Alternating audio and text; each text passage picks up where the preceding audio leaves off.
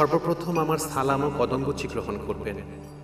পর সমাচার এই যে আমি আজ এমন এক স্থানে রওনা হলাম যেখানে মিলিটারির কোনো হামলা নেই, তাই আজ আপনার কাছে লিখতে বাধ্য হলাম।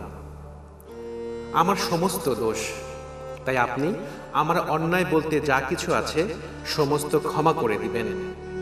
আমার প্রতি কোনো দাবি রাখবেন না, কারণ আমার মৃত্যু যদি এসে থাকে তবে আপনারা আমায় বেঁধে রাখতে পারবেন না। মৃত্যুর সঙ্গে আমাদের সংগ্রাম করতে হবে। মৃত্যুর জন্য আমি সব সময় প্রস্তুত। গ্রামে বসে শিয়াল কুকুরের মতো মরার চেয়ে যোদ্ধা বেশে আমি মরতে চাই। মরণ একদিন আছে। আজ যদি আমার মরণ আসে তাহলে আমাকে আপনারা মরণ থেকে ফিরাতে পারবেন না। মরণকে বরণ করে আমার যাত্রা শুরু করলাম। আমার জন্য দুঃখ করবেন না, মনে করবেন আমি মরে গেছি। দোয়া করবেন আমি যাতে আমার গন্তব্যস্থানে ভালোভাবে পৌঁছাতে পারি। আব্বাকে আমার জন্য দোয়া করতে বলবেন, সে যেন আমার সমস্ত অন্যায়কে ক্ষমা করে দেয়। নামাজ পড়ে আমার জন্য দোয়া করবেন। আপনার ছেলে যদি হয়ে থাকি তবে আমার জন্য দুঃখ করবেন না।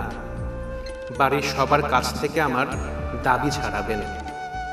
খোদায় যদি বাঁচায় তবে আমি কয়েকদিনের ভেতর ফিরে আসব। ইনশাল্লাহ খোদা আমাদের সহায় আছেন। মিয়া ভাইয়ের কাছে আমার সালাম ও দোয়া করতে বলবেন, আর আমার জন্য কোনো খোঁজ বা কারোর ওপর দোষারোপ করবেন না। এটা আমার নিজের ইচ্ছায় গেলাম। আমি টাকা কোথায় পেলাম সে কথা জানতে চাইলে আমি বলবো, বাবুলের মায়ের ট্রাঙ্ক থেকে আমি 60 টাকা নিলাম এবং তার টাকা আমি বাঁচলে কয়েকদিনের ভেতর দিয়ে দেব। বাবুলের মায়ের টাকার কথা কারো কাছে বলবেন না। আর বাবুলের মাকে বলবেন সে যেন কয়েকটা দিন অপেক্ষা করে। জানি আমাকে দিয়ে আপনাদের সমস্ত আশা ভরসা করছেন, কিন্তু আমার ছোট ভাই দুইটাকে দিয়ে সে সমস্ত আশা সফল করতে চেষ্টা করবেন। দাদা ও মুনিরকে মানুষ করে ওদের দ্বারা আপনারা সমস্ত আশা বাস্তব রূপে ধারণ করবেন। আমাদের এই যাত্রা মহান যাত্রা। আমরা ভালোর জন্য এরূপ যাত্রা করলাম।